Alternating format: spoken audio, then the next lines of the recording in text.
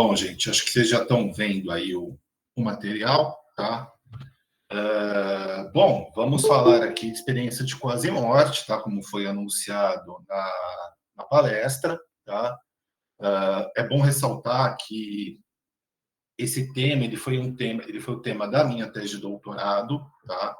A bem da verdade, eu quis usar da EQM como vamos dizer assim, um ambiente, né, um ponto de partida, um conceito do qual eu pudesse estudar a espiritualidade, né, e também a individuação junguiana. Vocês estão falando aí de quinto período, terceiro período, né? No geral, as universidades do Brasil de psicologia não tratam de Jung, tá? É uma coisa bastante rara. Inclusive, eu vou lançar curso, provavelmente o lançamento já na semana que entra. Eu vou lançar um curso meu, né, de psicologia analítica junguiana, até por conta dessa deficiência, né? Mas na universidade, por exemplo, a minha supervisão clínica, né, ali nos últimos semestres, ela é na abordagem junguiana, tá? Então, o que eu vou fazer? Eu vou falar do QM, evidentemente, vou falar da relação com a espiritualidade, né? E vou explicando para vocês também a questão aí da individuação, tá? Individuação, a princípio, para você dizer o que para vocês, né? Ela é o processo de autoconhecimento na abordagem junguiana, tá? Mais para frente na palestra eu vou detalhar melhor para quem não conhece, tá? Então a ideia era pegar um público, tá? Eu entrevistei 20 pessoas que passaram pela experiência de quase morte, tá? E tentar identificar que mudanças isso promoveu na espiritualidade delas, nas crenças que ela tinha, né? Isso pautado em duas variáveis, né? A crença na vida após a morte e a dedicação a uma religião. Então, eu tinha um questionário onde eu perguntava, fazia perguntas abertas, né, sobre a espiritualidade dela, do entrevistado, né, como que isso se modificou, que mudanças de atitude, de comportamento aquilo promoveu, e também explorava essas modificações na crença à vida após a morte, tá? Neste mesmo questionário, eu procurei também mensurar as modificações na individuação do indivíduo, né? Então, dentro dos 4 arquétipos, né, da individuação, persona, sombra, animus e ânima, né, e o self, né? Bem como o desenvolvimento da tipologia junguiana que se dá na individuação, tá? Então, quando o indivíduo ele tem individuação, ele se desenvolve nas 4 funções psicológicas, né? Pensamento, sentimento, tá? Intuição e sensação, tá? Esse é um apanhado geral, então, do que a gente vai ver hoje, do que essa tese trouxe, tá? A ideia era justamente identificar em que momento da individuação essas pessoas se encontravam, né? E a minha pesquisa foi exploratória, então ela não tem hipótese, tá? Mas eu tinha ali internamente em mim a ideia de que a EQM era um disparador da individuação, né? Era um gatilho, era um momento em que a pessoa mudava completamente de rumo para iniciar um novo processo de autoconhecimento bastante aprofundado, tá? Todos esses conceitos e temas, eles se conversam, vamos dizer, né? Eles conversam entre eles, tá? Então vamos lá, pessoal. Primeira coisa, a gente definiu o que é EQM. Muita gente faz confusão, tá? Eu tive um acidente de carro, eu quase morri. Eu tive EQM? Não. Eu fiquei na UTI um mês, eu tive EQM? Não. Para caracterizar uma EQM, além de você ter estado, né, numa condição muito próxima da morte, né, ou até mesmo numa condição incompatível com a vida, né, e ao mesmo tempo relata uma experiência de ordem transcendental, ou seja, um tipo de experiência espiritual, religiosa, ou que nada tem a ver com o mundo que a gente conhece, tá? Aí sim você tem caracterizado uma experiência de quase morte. Então não é só sobreviver em uma situação em que os médicos já desenganaram, que você considerava impossível. Tem que ter essa experiência de caráter transcendental, tá? Vocês estão vendo aí a foto do Dr. Raymond Jr., tá? Ele é um médico. O que ele começou a notar? Que os pacientes que tinham passado por essa situação, tinham discursos muito recorrentes, eram muito parecidos, né? As experiências que eles relatavam, naquele momento eram bastante marcantes, muito fortes, né? Essas pessoas que tiveram essa experiência, elas tinham uma mudança muito profunda de vida depois que elas saíram do hospital, né? Tinham modificação de valores, né? E relatavam realmente coisas bastante impressionantes, tá? Vocês podem ver aí um pouquinho, né? Ver o túnel de luz, contato com parentes mortos, a experiência fora do corpo, que isso ganha realmente uma conotação muito forte na pesquisa, e depois eu vou explicar para vocês o porquê. Ver o filme da própria vida, encontro com seres de luz, né? Entre outros tantos, tá? Então, em 1975, que é inclusive o ano do meu nascimento, esse médico ele montou um livro que é o Vida Após a Vida, Vida Depois da Vida. Ele elaborou esse livro como uma compilação dos relatos desses pacientes, né?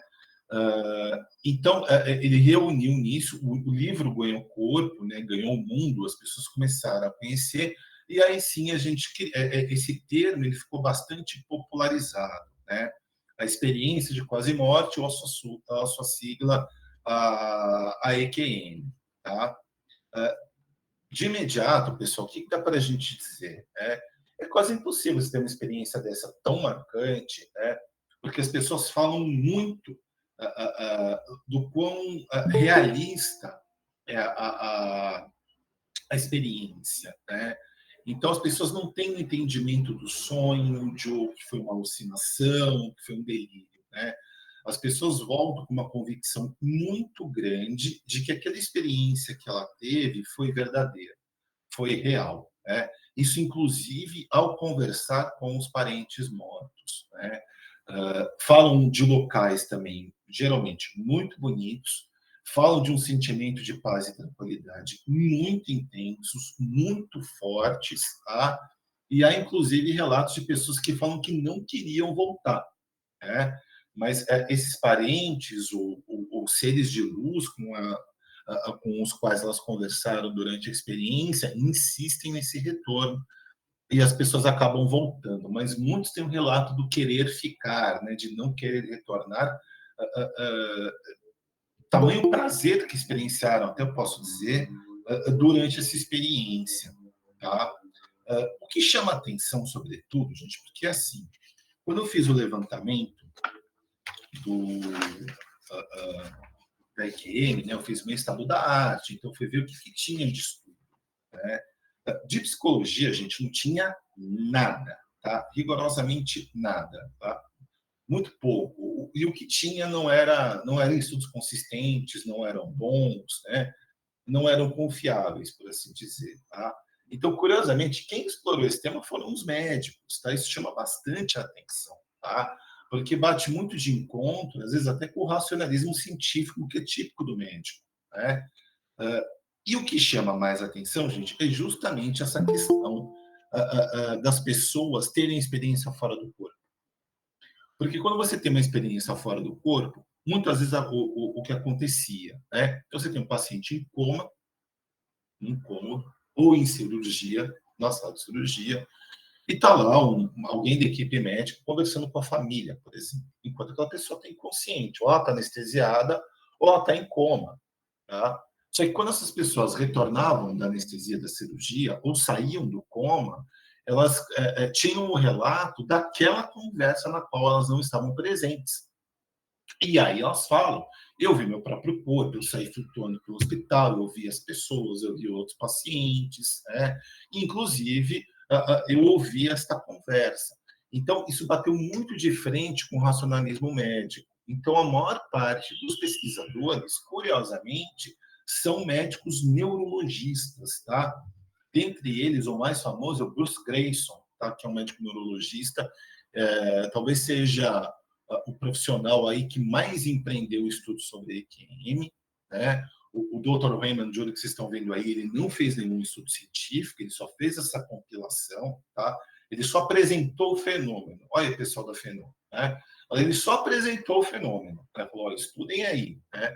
Mas em nenhum momento ele teve a pretensão de, por exemplo, querer confirmar a vida após a morte ou a espiritualidade de alguma maneira, tá?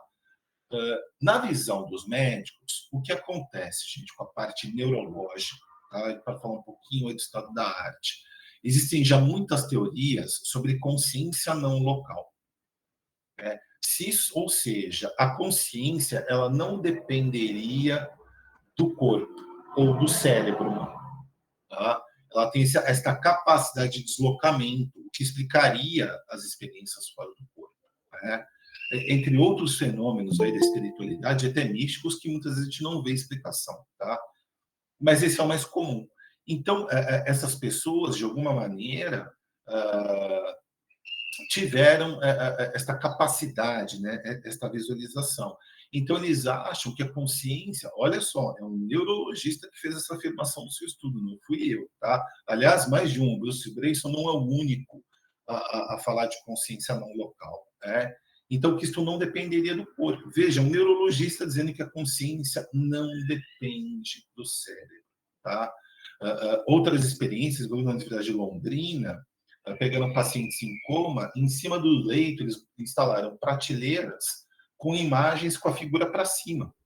Porque esses relatos de que o paciente, né, sai do corpo em flutuação, né, e olha o próprio corpo de cima, eles queriam ver se as pessoas conseguiam enxergar, né, aquela imagem que estava ali na prateleira, né?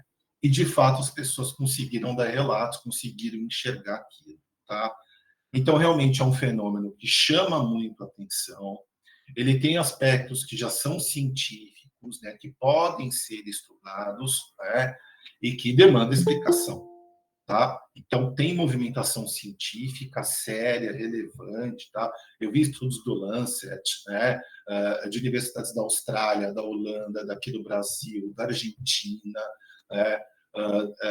Eu vi muitos dos Estados Unidos, né? Então, assim, tem muita gente da Inglaterra. Então, não é uma brincadeira, não é um assunto místico, nem nada disso, tá? Aliás, é até interessante porque o Jung muitas vezes é considerado místico, o que é equivocado, tá? O que é bastante errado.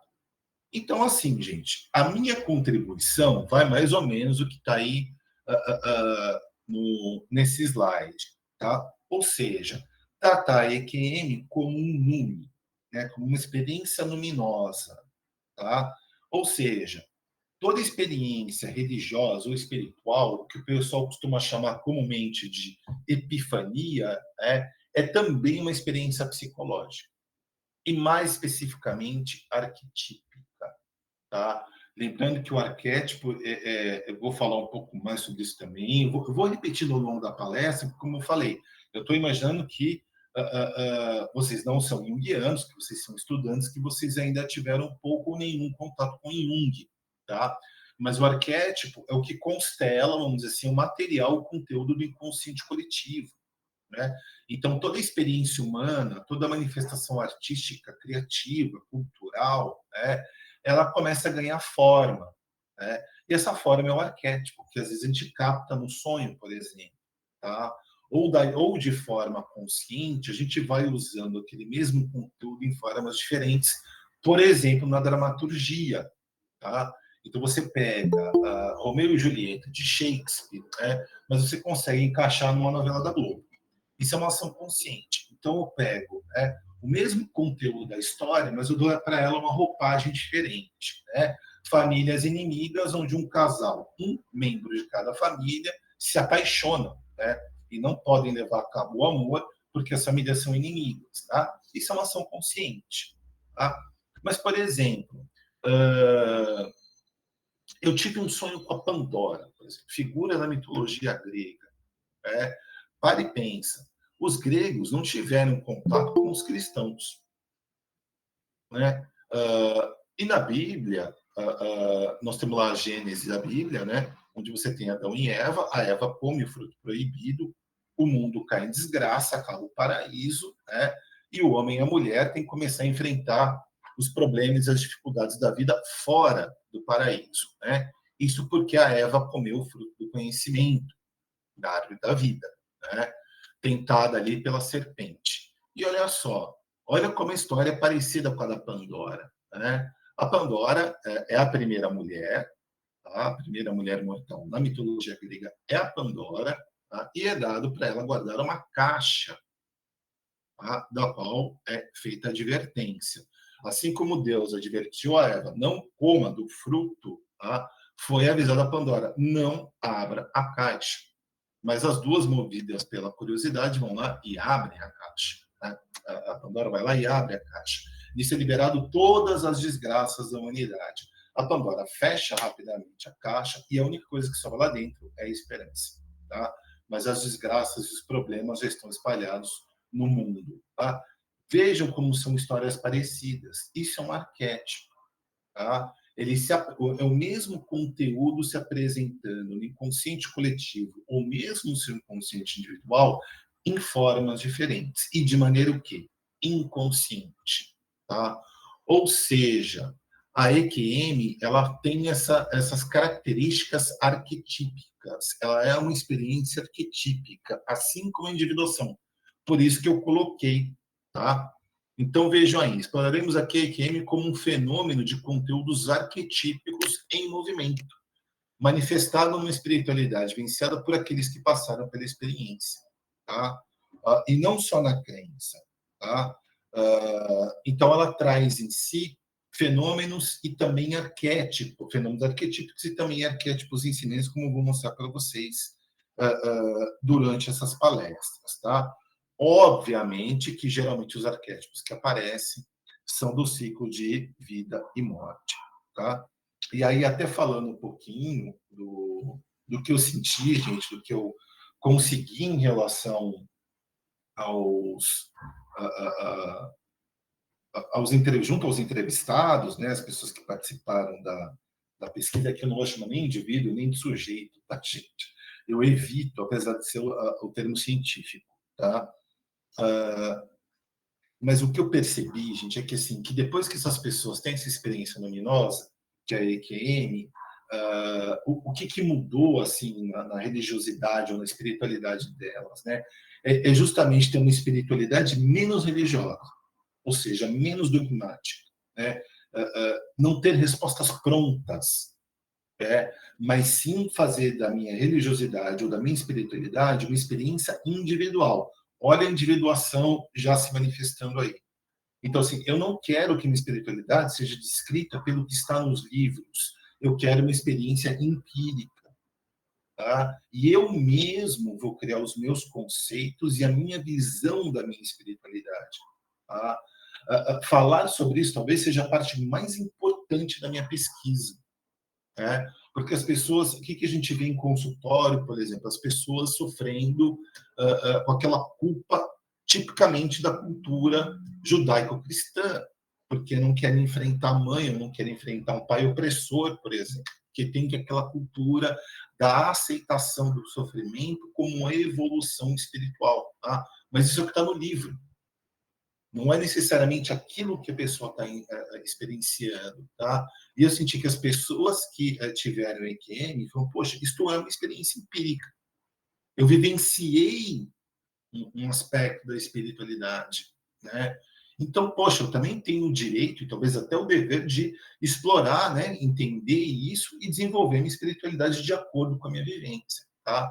O próprio Jung, ele sempre estudou a espiritualidade de maneira empírica, tá? Não no método racional científico, mas no empirismo, que também é um método científico, tá? E, por fim, a questão de como isso implicou no autoconhecimento, né, através da individuação do Jung, tá? De novo, a hipótese aqui que vocês estão vendo no material é minha, não é da tese, porque a tese é exploratória, então ela não tem hipótese, tá? Então, a EQM aí seria um gatilho para a individuação, né? A individuação, geralmente, ela começa com sofrimento mobilizador mesmo. Então, a EQM, ela tem aquele aspecto do susto também, né, gente? Tipo, poxa, eu quase morri. Então, pô, não posso dirigir o carro, vamos supor que tenha sido um acidente de carro, não posso mais dirigir desse jeito, né? Eu tenho que parar de fumar, eu tenho que cuidar mais da minha saúde, né? Então, da mesma forma, né, que se dispara em uma série de mudanças de atitude em função da saúde do indivíduo, também tem o seu equivalente psicológico, em que a pessoa também busca uma série de mudanças psicológicas internas, né, para que ela não sofra mais com antigos sofrimentos, tá? A Liliane Freyhorn, que vocês estão vendo aí na foto, ela é uma das autoras do Morte à Luz da Psicologia, tá? E também fala bastante de individuação, né? Tanto ela como o próprio Jung entendem que a morte pode ser a grande individuação da vida, né? As grandes revelações da vida talvez se deem depois da morte, né? E aí sim, completando um processo de autoconhecimento, né? Aumentando muito o nível de consciência. Então, morrer seria o quê? Seria individuar-se, né? Individuar-se é tornar-se único, viu, gente? Sair do todo, né? Sair do coletivo, ao que eu possa me tornar eu mesmo, né? E não o que as minhas demandas internas pedem, e não as demandas sociais, familiares, religiosas e etc. Tá? Por isso que eu também acho bastante importante estudar EQM junto à individuação, né? Por causa dessa característica individual que as pessoas desenvolvem em relação à sua própria espiritualidade, né? Então, elas estão buscando exatamente isso, ser elas mesmas, né? E se desgrudar só daquilo que as pessoas esperam da gente, tá? Aqui está basicamente escrito meu problema de pesquisa, tá? Como em qualquer tese, só está traduzido aí para uma linguagem de apresentação. Então, onde estavam as minhas dificuldades na pesquisa, gente? Nenhum estudo psicológico de fato, como eu falei, a maior parte era médico, tá? Ou seja, em âmbito científico, tá? Evidentemente que nenhum dos estudos, né, trazia as minhas variáveis todas, IQM, espiritualidade e individuação. Alguns falam de individuação, alguns falam de espiritualidade, né, mas não as coisas juntas. IQM e espiritualidade se acha bastante, obviamente, tá? A individuação, tá? Excessivo materialismo e racionalismo científicos, né? Do século XVIII para cá, gente, por causa do iluminismo, né, a valorização científica ela é muito grande. E hoje, tempos mais recentes, a tecnológica também. Então, o mundo está muito exatas. Eu acho que agora, pouco tempo para cá, eu diria talvez aí na última década, que a gente acha que tem mudado um pouco isso, tá? Porque a ciência ela começa a ganhar corpo na sociedade moderna via rejeição da religião. Então, isso é besteira, isso é bobagem, né? Tentaram me enrolar, tentaram me enganar, né? Pastores enroladores, né? Padres também que enganavam. Então, as pessoas criaram uma rejeição muito intensa, muito radical em relação à espiritualidade. Então, isso ficou muito de lado. Então, realmente, você estudar algo assim é bastante espinhoso, é bastante problemático, tá? Mas dá para fazer, sem dúvida nenhuma, respeitando todo e qualquer conceito científico, tá, gente? E os indivíduos que contestam a própria QM, né, ou evitam falar sobre ela pelo medo de serem estereotipados como loucos ou incautos, né? Eu brincava com a minha orientadora, é que nem você vê um disco voador. Você não vai sair contando para todo mundo, as pessoas vão achar que você é doido, né? Então, e geralmente quem tem QM não se sente à vontade para falar, tá? Não é uma coisa que as pessoas saiam falando, que elas se sintam super à vontade de falar, não. Né? Alguns, sim. Eu via pela entrevista que eles tinham até grande necessidade de falar sobre, mas é uma minoria. Tá? A grande maioria rejeita falar sobre o assunto. Isso atrasou bastante a tese. Tá? Foram problemas que realmente criaram bastante dificuldade, mas superamos. Tá? Então, assim, gente, o que a gente quer responder, né? Que características tem a presença da espiritualidade no processo de individuação de indivíduos que passaram pela experiência de quase morte, tá? Ou seja, né, como a espiritualidade e a individuação se apresentam depois de você passar por isso. Foi isso que foi levantado, tá? E que eu vou apresentar um pouco para vocês hoje. Bom, a AQM como fenômeno arquetípico e inconsciente. tá? Não seriam as vivências de QM conteúdos arquetípicos e movimento no inconsciente coletivo que eclodem nas consciências de quem passa pela experiência? Tá? Eu não posso provar essa afirmação, tá? Responder essa pergunta e provar, tá? Mas o que a gente pode sentir daqui?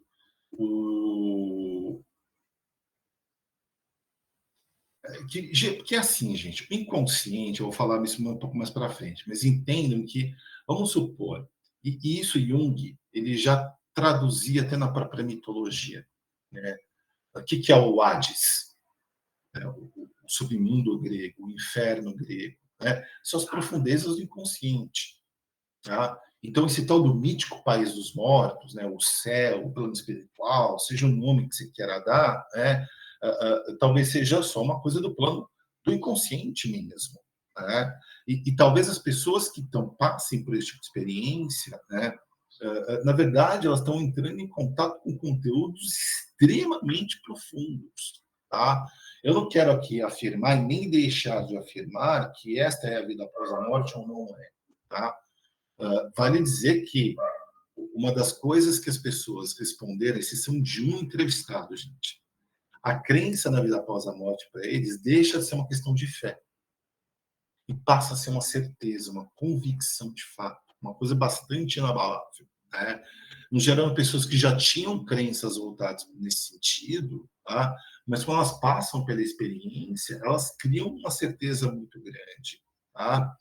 E eu acho que esse material que eclode na consciência depois é que dá esse sentimento aí de certeza e essa convicção toda, tá?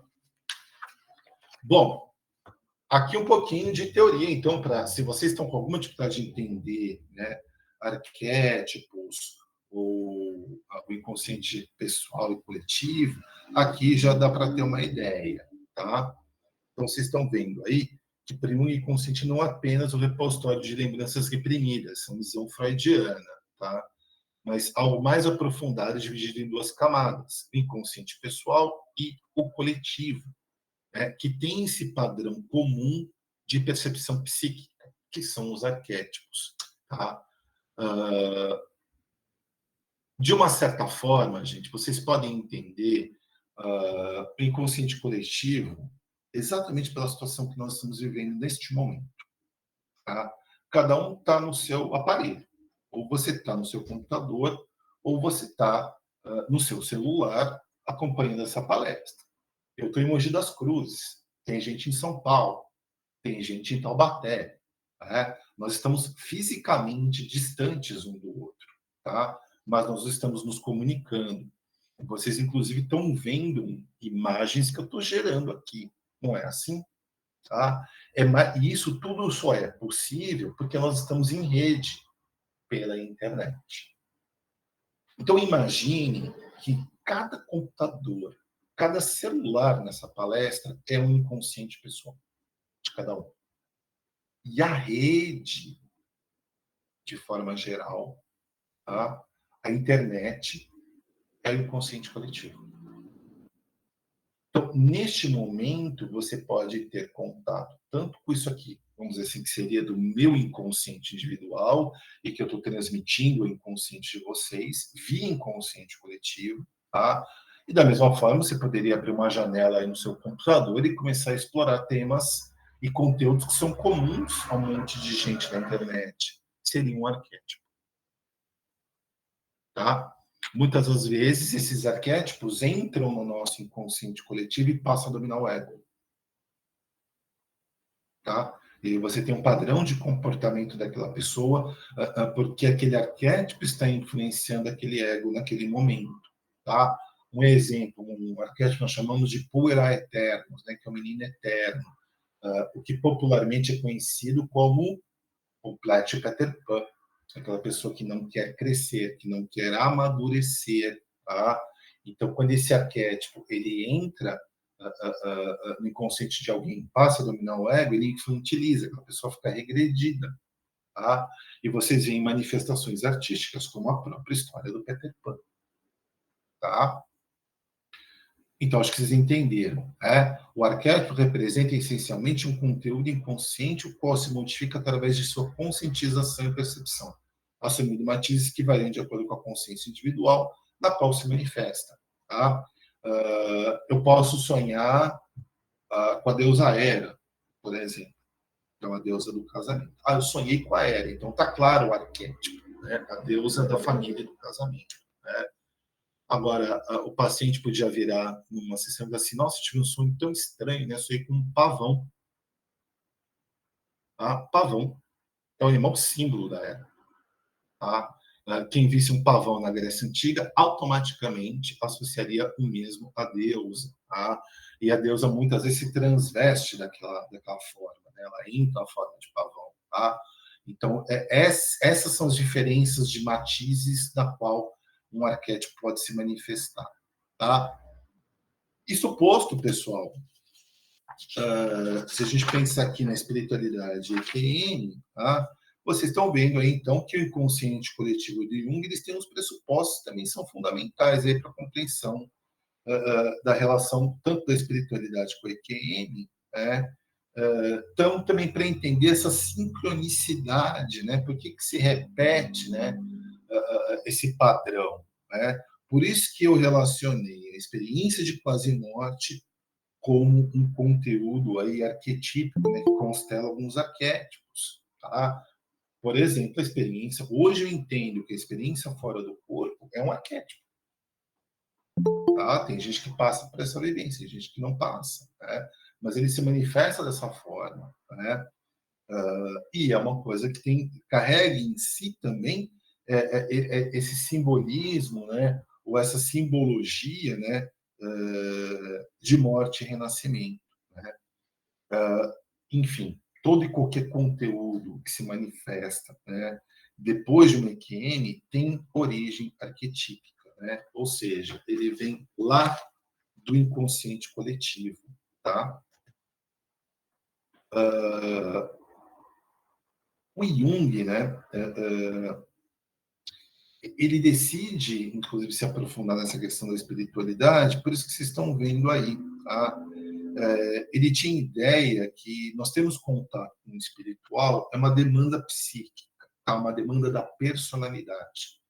Então, você certamente sente alguma necessidade de falar com alguém, de ter afeto, de ter um relacionamento, de se expressar, de pertencer a um grupo, né?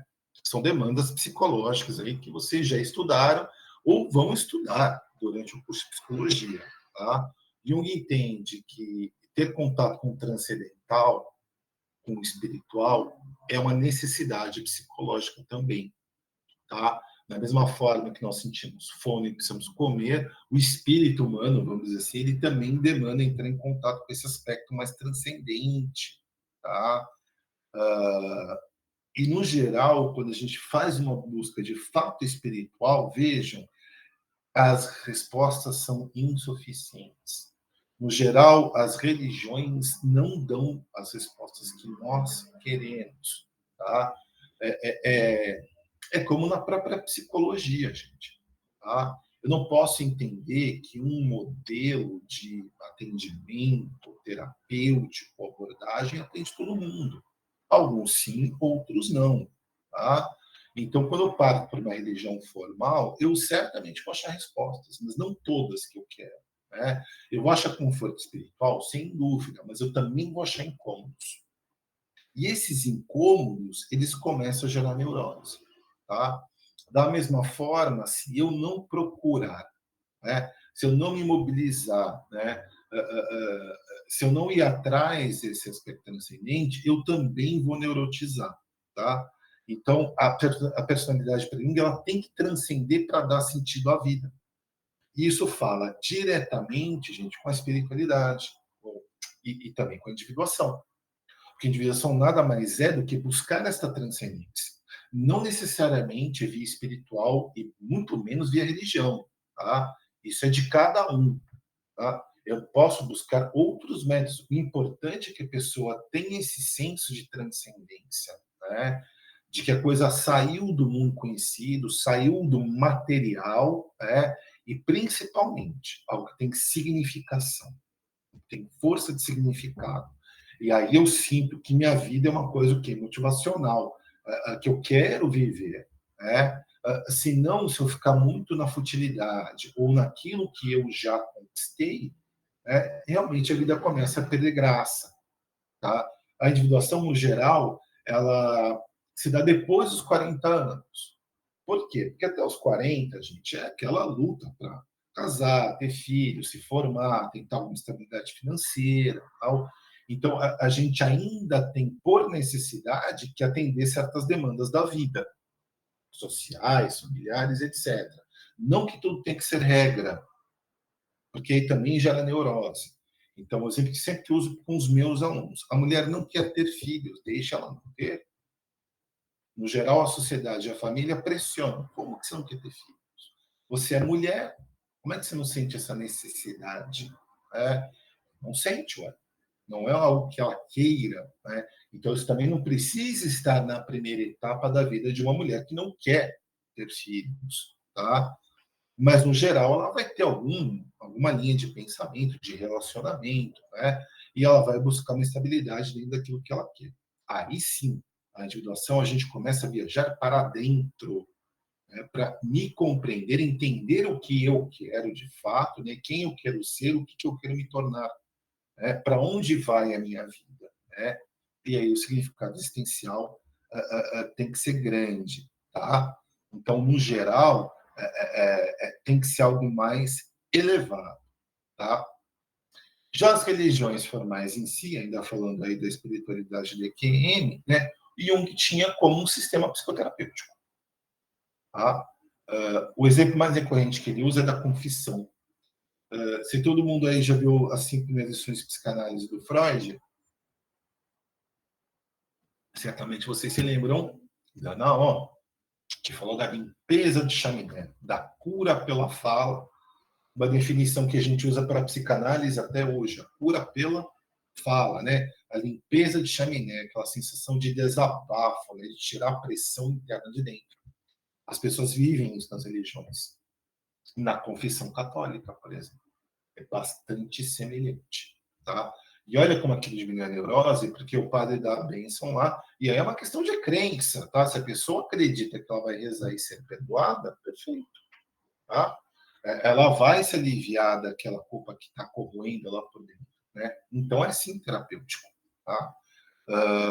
Pelo menos nesse sentido, pelo menos no alívio, tá? E na diminuição da relação e do peso que aquela culpa muitas vezes exerce sobre a pessoa, tá? Então a religião é sim um sistema psicoterapêutico, tá? Claro que é um sistema perigoso, porque ele não tem intenção disso, ele acaba sendo, né, o sistema religioso ele acaba sendo psicoterapêutico, mas essa não é a intenção da religião. A intenção da religião é ensinar uma doutrina religiosa, né? Repassar dogmas e crenças em cima daquilo, tá? Mas acaba fazendo essa função, tá? E perigoso também, porque tem muito picareta, né? Vamos ser francos. Não que na psicologia não tenha, porque também você pode criar um profissional ruim ou picareta, tá? Ontem mesmo a gente recebeu a notícia daquela psicóloga, Rosângela. Peraí. Vou lembrar o nome dela.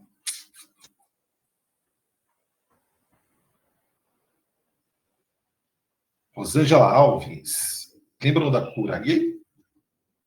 Ela propôs. Tá? Ontem ela teve registro cassado no Conselho Federal de Psicologia por defender a cura gay. Tá?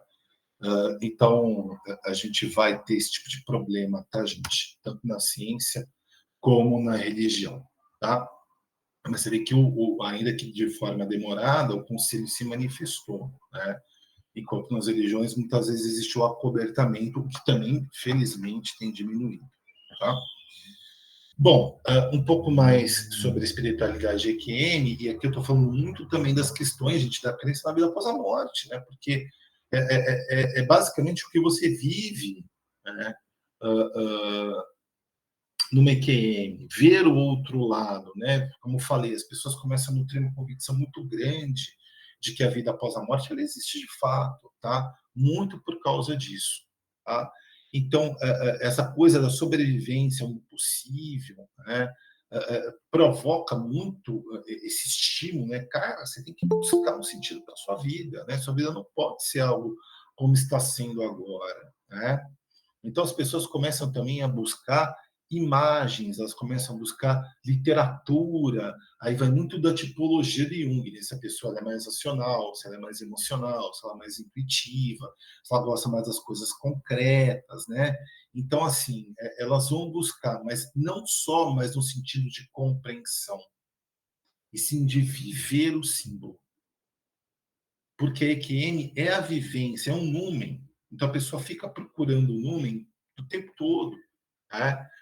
Porque quando ela tiver essa sensação do númen, de que ela passou por uma experiência luminosa, ela vai ter a convicção de que aquele conteúdo com quem ela está entrando é verdadeiro para ela. Então, todas as vezes que eu também pratico um ritual religioso, no geral, é isso que eu estou buscando. A vivência empírica da minha espiritualidade. Né? Um dos meus entrevistados, por exemplo, ele consumia ayahuasca. Tá? Era o jeito dele, era a maneira dele de entrar em contato com esse tipo de coisa. Tá? Participar vivamente. Né? O Jung, ele estudou muito civilizações mais antigas, né, povos indígenas, né, estudou bastante sobre o homem primitivo e teve contato também com povos indígenas, tipo os Pueblos do México, por exemplo, e ele via exatamente isso, como o homem primitivo, diferentemente do homem ocidental moderno, como ele efetivamente vivia essa questão da simbologia, né, das suas crenças, né? E era uma vivência muito intensa. E algo que hoje o homem moderno ele vê de uma certa forma ridícula, né? Os índios pretos, por exemplo, eles se reúnem na alvorada, num determinado lugar, então tem um grupo ali que precisa estar naquela montanha, tá? Eu ouvi um barulhinho, tá? Muito provavelmente é chat, tá? Se alguém tiver alguma pergunta, assim, que tá muito assim para fazer, faz no áudio, tá, gente? Ou o Daniel ou a Joana me passam, por favor. Então, aquele grupo tinha que se reunir ali no alto da montanha para o sol nascer. Né? Se eles não se reunissem ali, o sol não nasceria. É uma crença simbólica. Né? Evidentemente que se o grupo não estivesse lá, o sol ia se levantar como sempre e pronto. Tá? Mas aquilo era de muita importância para eles e era um senso também de coletividade. Eles se sentiam contribuindo com o mundo, né? E com a tribo. Claro, mas você precisa desbloquear o dispositivo. Desculpa, gente, o meu celular aqui está pegando mensagem de comando de voz. Então, assim, para eles aquilo tinha muita profundidade, era uma vivência, não é? Vejam, não é uma atitude passiva dentro de um aspecto espiritual, né? E sim uma postura ativa, vivencial, né? Que é o que falta muitas vezes, eu acho, nas religiões ocidentais. Você fica lá sentado, tem um sacerdote, um palestrante, um padre, um pastor, e as pessoas ficam lá passivamente balançando a cabeça, né, e aceitando aquela palavra. Né? Onde aqui não. Você tem uma participação ativa, você tem um debate, né, você tem significados, símbolos, né, que vão te favorecer o autoconhecimento, principalmente. Né? E não te fazem ser incauto, né? Te fazem uma pessoa ativa, reflexiva. É uma fé raciocinada. É uma fé com senso crítico. Isso é muito interessante, porque também uma das ideias que eu tinha, assim, uma das propostas que eu tenho, gente, é aproximar mais a ciência da espiritualidade. Religião é dogma, ou você acredita ou não, né? Mas a espiritualidade é um conceito muito mais amplo que a religião. Né? Eu não preciso da religião para exercer a minha espiritualidade, eu só preciso de mim mesmo. Né? Ou, se você acredita em Deus, é aquela história, né? Deus não precisa de intermediários, né? Inclusive o arquétipo Deus está dentro da gente, que é o próprio self, que é o próprio si mesmo, tá? Então essa participação viva de quem acredita em alguma coisa, ela é salutar, ela ajuda a dar significado à vida, ajuda na individuação e no autoconhecimento, até porque a coisa é crítica. E não simplesmente porque o padre falou, porque o pastor quis assim. Não. Né? A pessoa ela tem a convicção porque ela tem a vivência daquilo, e isso é bastante interessante. Tá? E na IQM é exatamente o que isso acontece, e ela vira uma estimulação para isso, como eu falei para vocês. Tá? As pessoas passaram a querer buscar uma coisa própria, né? Uma coisa delas em relação à sua espiritualidade. Então, o que vocês estão vendo agora aí nessa coluna à esquerda é justamente isso. Quem passa pela EQM começa a rejeitar a resposta pronta. Então, por que eu passei por isso? Por isso, por isso, por isso? Não. A pessoa ela chegar na resposta. Então, ela lê, sim, ela ouve, sim, pessoas especializadas naquele tema ou naquela região, mas ela também procura pensar, viver, refletir. Elas fazem comparações também com o histórico da própria vida, com a sua historicidade, com as suas crenças, né? E por isso que também promove modificações, tá? O fato disso também, né, gente, mexer, né, com a gente, né, e mobilizar, e gerar mudança já é positivo, né? Somos psicólogos aqui na sua maioria, então a gente sabe que aquilo que não muda está estático, está sem mudança, e pode estar em atraso ou cronificando problemas. Enquanto que uma pessoa em mudança, por mais confusa que ela esteja ainda, né, ou por mais indecisa, ou por mais incerta, pelo menos ela está em movimentação, ela está no dinâmico, ela não está no estático. Né? E isso, por si só, vai promover mudança. E onde a mudança? A evolução, a crescimento. Né? Então, esse é o ponto. Isso é uma crítica que eu faço às religiões. Elas não mudam. São aí as mesmas há milênios e não vão mudar. Quer dizer, aquilo que não muda não evolui, não cresce, tá? Agora, é claro que todo estudo de Jung nessa época, e talvez vocês também estejam fazendo essa pergunta, é a tal história, né? Os espíritos, então, existem? A vida após a morte existe, tá? Para quem passou por uma EQM, não há menor dúvida, tá? Para a psicologia, isso não é o mais importante. Tá? E neste ponto, eu quero falar uma coisa de quem não conhece Jung, tá? Então eu quero falar sobre esse tema como algo muito importante. Né? Certamente vocês conhecem o trabalho da Anísia da Silveira, né? Se não conhecem, talvez ainda tenha o filme da Netflix, o Nise no Coração da Loucura, foi até a Glória Pires que interpretou o papel dela, né? O trabalho que ela fez em casas psiquiátricas mesmo, né, hospitais psiquiátricos, né, que hoje já não existem mais no Brasil, mas que naquela época ainda existiam, era um período até em que se praticava a lobotomia, e ela dá, vamos dizer assim, soluções mais humanizadas, né, para essas pessoas, né, via arte e terapia, vamos dizer assim. Então, as pessoas lá manifestavam uma arte e aquilo era passível de interpretação, né? E era terapêutico, e era bastante. Isso é valorizar o mundo interno do paciente. Aliás, não só dos pacientes, ou do paciente psicopatológico, ou do paciente que você reserva no consultório, o seu também. Porque, olha só, a gente tem, como eu falei do racionalismo científico, a gente deixou de valorizar o mundo espiritual. E o mundo espiritual, ele não está quando você olha para cima, ele está quando você olha para dentro. Esse é o mundo espiritual verdadeiro. Ele não está na cabeça, ele não está. Nós já fomos à Lua, né? E já temos aparatos em Marte, por exemplo. Tá? Os espíritos não estão lá, ou a espiritualidade, e sim dentro de nós. Então, por isso que voltar-se para dentro, né? Se autoconhecer, é o verdadeiro caminho espiritual. Tá?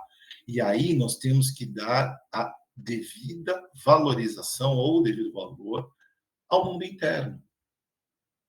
Porque o teu mundo interno é uma realidade tão verdadeira quanto a externa. Só que te pertence. Diga Professor, lá. Pode falar. Só um minuto, por favor. Aqui está dizendo para mim que vai encerrar em 3 minutos a apresentação. Vai ter que entrar em outro link. Ah, tá bom.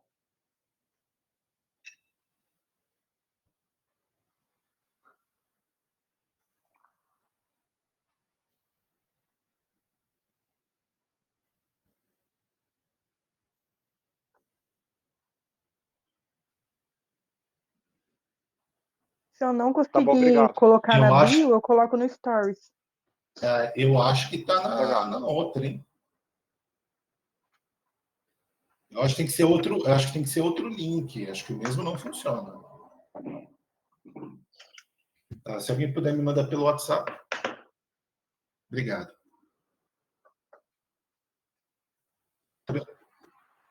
Tranquilo. Tá legal. Combinado. Obrigado.